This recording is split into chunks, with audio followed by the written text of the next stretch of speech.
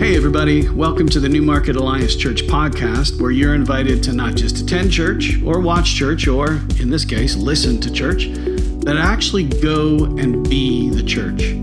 For everything you need to know about our community, be sure to go to newmarketalliance.ca and maybe even drop us a line to let us know you're listening. We read everything you send and we'll be sure to get back to you. Our worship service happens every Sunday at 10 a.m. in person or streaming online. We want you to know you absolutely matter to God, and you absolutely matter to us. Everyone is welcome and wanted. Now, let's join today's teaching. Look at what your faithful giving has wrought. It's not going to fall down. It won't be on next year's blooper reel. We haven't exactly been in a vision series per se. It hasn't been that explicit, but you may have noticed that in January, we've been just sort of talking around the idea of what NAC might look like going forward. What are the words that define us? How has COVID disrupted how we, do church? And could it be that even this disruption is a bit of a gift? It forces us to ask kind of questions about what is truly important. Is maintaining our regular Sunday service liturgy of 4 songs and announcements and a sermon and a closer what we really ought to be fighting for? Or is there something richer, deeper, more profound? So I've been thinking about this concept for a while. Today is not so much a sermon. I don't know what today is. It's on my heart a lot. I've been thinking about it a lot. I owe it to this lady, Wendy Vanderwall, for introducing it to me. I think she borrowed it from Alan and Deborah Hirsch, and I think they borrowed it or amended it from social sciences and applied it to the church. Regardless, this is not my theory so much as someone else has articulated something that I have been thinking about and sort of intrinsically felt but didn't have the terminology for. And this was an eye-opening kind of aha moment for me. And some of you are going to look at this and go, well, duh, yeah. But others might have their world rocked a little bit the way I did. So whether we consciously know it or not, we tend to see the world through these lenses or models. We see the church through sort of specific lenses or models. And so here's the first new terminology for me. Most Christians see the world through what we'll call a bounded set. I shouldn't say see the world, they see the church through what is a bounded set. And what that means is people come together and they are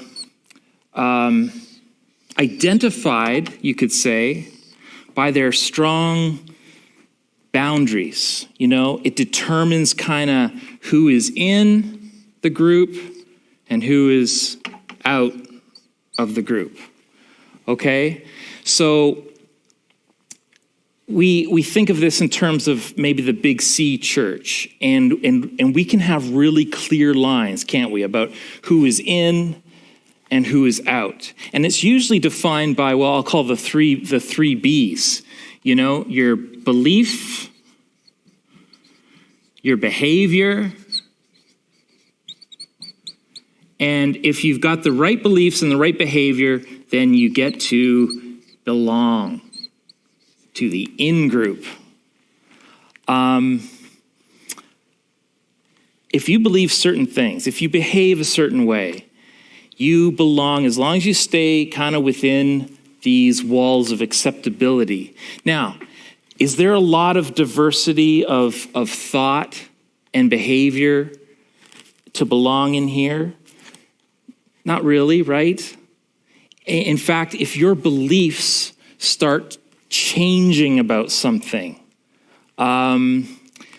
infant baptism, for instance, premillennial versus postmillennial eschatology, The earth was created in 6 literal 24-hour days versus maybe that was more of a poetic device, but not strictly literal. If you start changing, your beliefs start diverging, what happens usually? Conflict, right? And it usually ends up that these people have to go and start another church because the beliefs and the behavior starts to be different. Ever wonder why we ended up with so many denominations, thousands of them? Because we couldn't all agree on the same thing. And then, of course, these people, the new church split people, have to maintain their own new boundaries, their own bounded set of beliefs and behavior to determine who belongs to them, so they can distinguish themselves from the other church down the street. And, they want to make sure they're not confused with this church who has it all wrong, right? So not only is there not a lot of room for diversity in there, you could say it's kind of all about conformity. Now hear me. I'm not even saying that this is inherently bad, okay? Because if there's any group of people who believe in an objective truth, it should be Christians, right? I mean, Jesus laid it out. I am the way, the truth, and the life. No one comes to the Father except through me. I mean, talk about clear boundaries. We know kids need boundaries. On some level, kids crave boundaries. There was an experiment that was done, maybe you heard about it, where kids at recess or in a park were allowed to play in this limitless space. There was no fences, no boundaries. What did they do? They ended up huddling together in the middle and kind of playing close together. Well, then fences were added to that same space. Wouldn't you know it? The kids explored every aspect of that playground right up to the fences. It was as though their comfort went through the roof once they had these clear boundaries. So don't get me wrong, I'm not totally disparaging every aspect of this model. Depending on the context and the age, there are even noble parts of this model. Maybe the problem comes down to that word that I just used, comfort.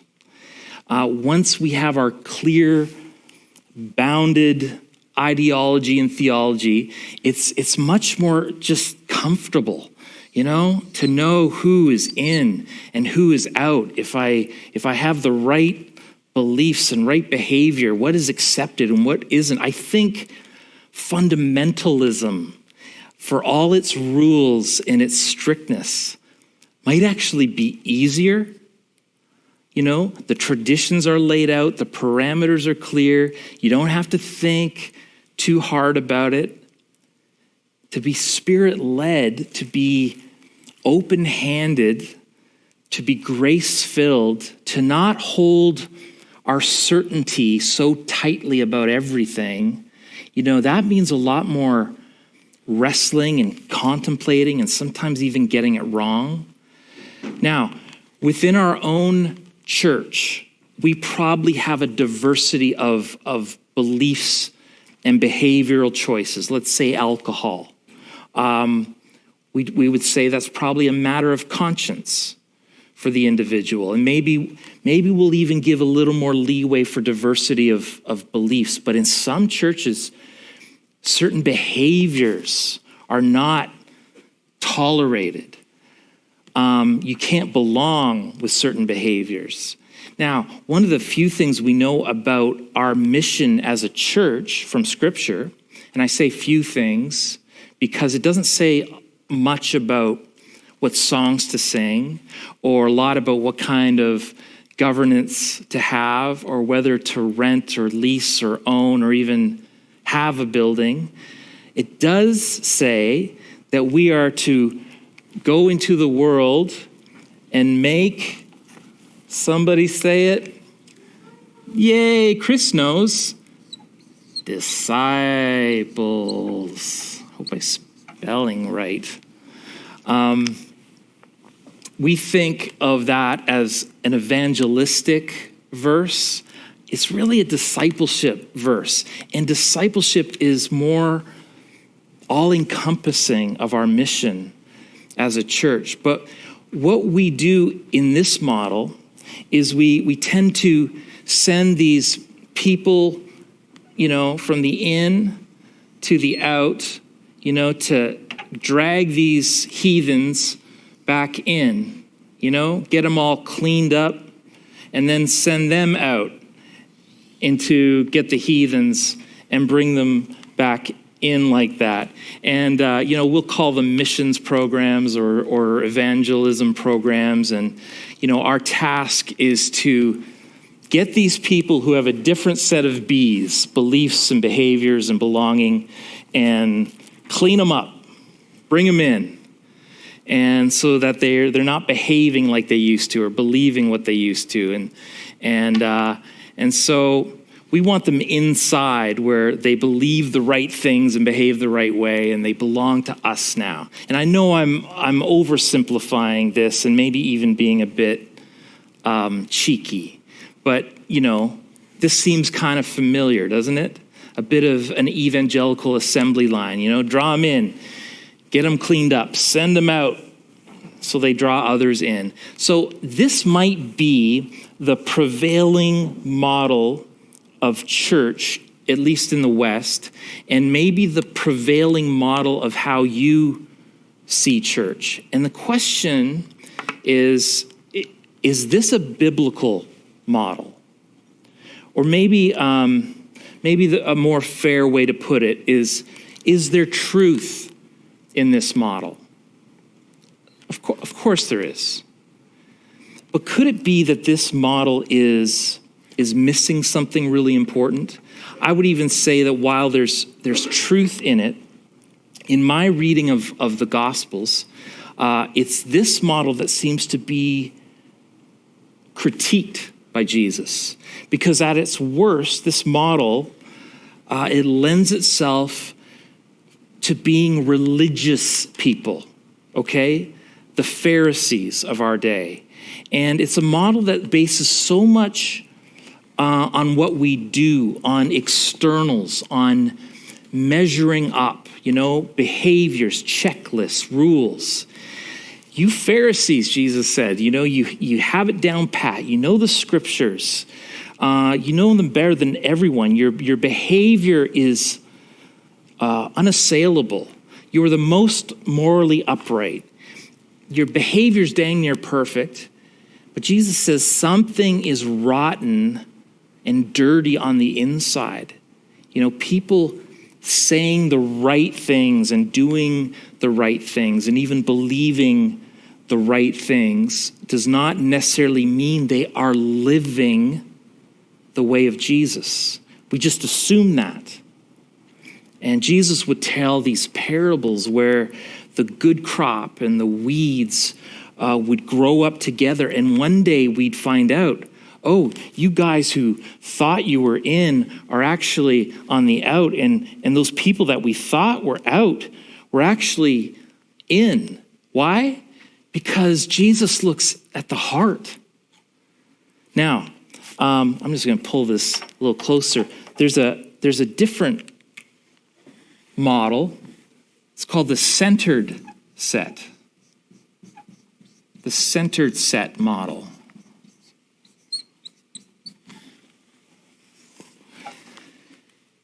And in this model or theory, people who are gathered actually gather not around boundaries, but around a core values, and they're strong. They're so strong, in fact, they act like a magnet that draws people together.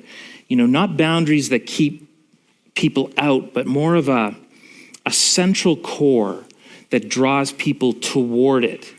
Now, does that make sense? Y'all know what I'm going to say here, right? I would suggest the center, the core of who we are as a church and as believers, that magnet for us has to be around the person and the work of Jesus. Somebody write amen in the comments, okay? He is our magnet, you could say. And so we put Jesus at the center. And instead of having walls or fences or boundaries around Jesus, you could say it looks more like this, a spiral that is from and to Jesus. And every person, I think we can safely say, every person in the world, on the planet, is somewhere in relation to Jesus, right? Now, they may seem close, they may seem far, they may seem, quite frankly, off the map sometimes, but I think we can safely say everyone is in some relationship or in some relation to Jesus. And they may be close, they may be miles away. They may, in our minds, seem irredeemably far away. Like they're not even on the map, but they are somewhere. So people all across the world, all across South Lake, people that we come in contact with, the barista at Starbucks is somewhere in relation to Jesus. The coach of our kids' team is somewhere in relation to Jesus. Our neighbor in Holland Landing, somewhere in relation to Jesus. Your nephew, they are somewhere. And of course, I don't mean Jesus is, far geographically. In fact, we know that, we know Jesus is this close. And all we have to do sometimes is just turn our head slightly, quarter inch to the right and realize that he's been there the whole time. And our eyes are opened and everything changes. There he is. There he always was. This is more about where they are oriented. Are they facing towards him? Are they facing away from him? Somebody who seems very close to Jesus based on behavior and what we see may actually be kind of oriented away from Jesus, whereas somebody who just seems irredeemably far may actually be on a journey oriented towards Jesus. We don't know. And a lot of people look like they're far, but maybe they're closer than we think. Others who look like they're close to Jesus based on their behaviors are actually oriented away. And so we go out into the marketplace and into the hockey rinks and into the schools, and we are to disciple people. Now check this out. This kind of blew my mind. Does the Bible make a distinction between discipling believers or unbelievers? Does it make a distinction between discipling the folks who are in versus the folks who are out? I don't think it does. I have for most of my life reserved discipleship for those who have, declared their orthodox beliefs and come to church. I'm not sure I can make a biblical case for that anymore. The idea that we only disciple people who have prayed a specific prayer, who we've all agreed are part of the in-group, I don't think that's how it works. Maybe this is a better way to think about it. And this is a term that Alan Hirsch sort of coined, that we are discipling the pre-converted and the post-converted. Well, that's a new way of looking at things. The pre-converted and the post-converted. I know there are some of you who had like a real Damascus Road type experience. You had this existential moment a time where you made a conscious decision and you made an about face from the life that you were living and you started living for Jesus on that day. Man, I love those stories. The truth is, for most people, the journey towards the center is not that dramatic. It's a lot slower. This isn't a new idea, by the way. This is how C.S. Lewis put it in his masterwork, Mere Christianity. He says, "The world does not consist of 100% Christians and 100% non-Christians. There are people, a great many of them, who are slowly ceasing to be Christians, but who still call themselves that by name. Some of them are clergymen." Ugh. There are other people who are slowly becoming Christians, though they do not yet call themselves so. So even if you became a Christian as a child, like I did, the journey towards a more steadfast faith, there's your word of the year, Keith West, your journey towards maturity and intimacy with Jesus, it has peaks and valleys. It's this process of, one step back and two steps forward, right? The art of being the church, of living on mission with people is sometimes it just takes time, a lot of it. I have been part of churches that have sent people to share their life, to share the gospel with the people of predominantly Muslim nations. Now, the people we send certainly know this, but I hope the sending churches are prepared for the investment of years and years and be prepared still not to see the kind of results that churches typically measure. Now, discipleship is going to look different for the believer and the unbeliever, for the pre-converted and the post-converted. And in fact, seeing as we don't know the hearts of people, and only God can judge our motives and the destiny of others, shouldn't we be using this lens of, maybe we shouldn't use the lens of who's in and who's out. And you may be asking yourself, how does one even disciple a pre-convert? Maybe you don't start with tithing, for instance. What if we started with the Imago Dei, that everyone is created in the image of God, that you have purpose and dignity and value, that you are created in God's own image, and maybe start with God's plan for restoring beauty and truth and justice.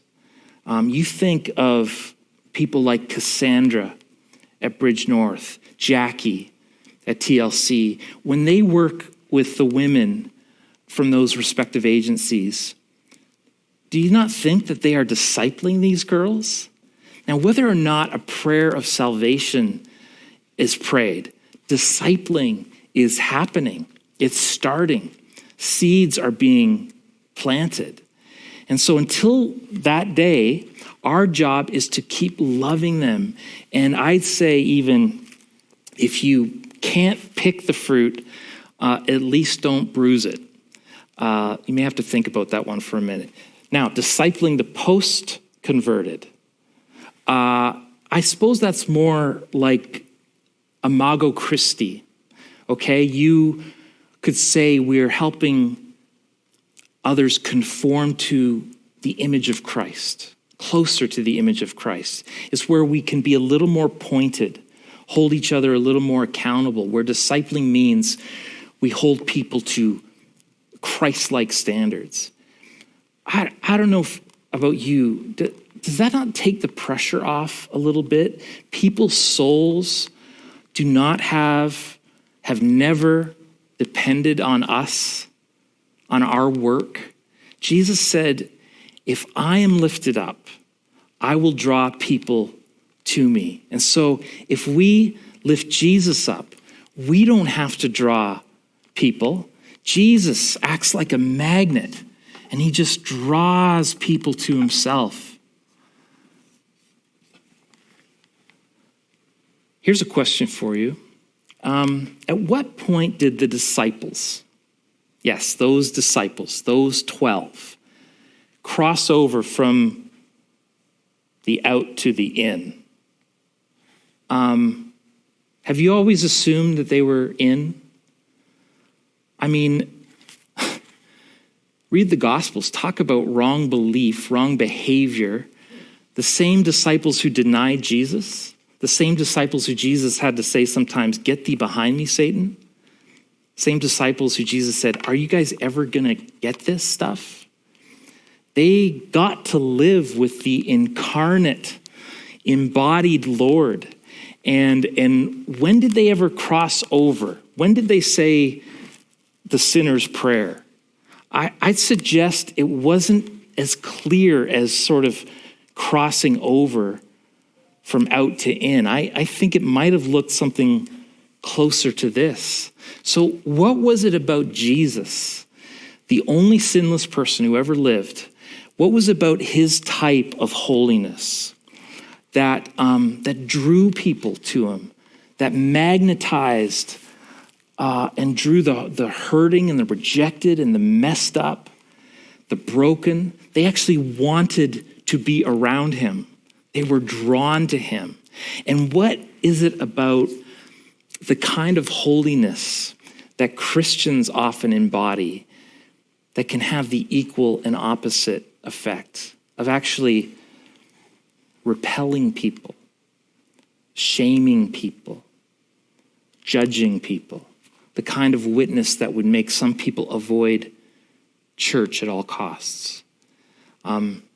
Maybe because a lot of our good news is about belief and behavior and being on the ins, a kind of moralism instead of holiness, a religious self-help, if you will.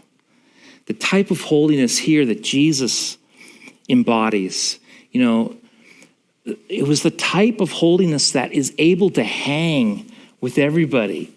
The guy who seems irredeemably far away, a holiness willing to get his hands dirty. That model is what compels me. This model is kind of wants things nice and tidy. This model's messy. There's no doubt about it. But it's the life that Jesus lived, redemptive engagement, life with the lepers and the sex workers and the outcasts. I can't tell you how many times I have invited people to belong before they believe. Inviting the bass player and the lap steel guitar player who joined various worship teams and then witnessed Christian love and community, and were even so drawn by the overwhelming, never-ending, reckless love of Jesus that they crossed the line of faith. And I think of the people that we included on our teams to Cambodia and Guatemala who were first actually just compelled by the mission, the desire to help those in need, but then later were drawn in by this sense of belonging, of teamwork, a sense of doing good in the world even before they had given themselves over to the source of all goodness found in Jesus. And then in time, found Jesus, were magnetized towards him, were so compelled by him. They became devoted to God. And one of those team members is now an elder in my former church, a youth leader. I think of my folks in London, just living beside their neighbors, serving them, loving them, treating them with dignity, inviting them in.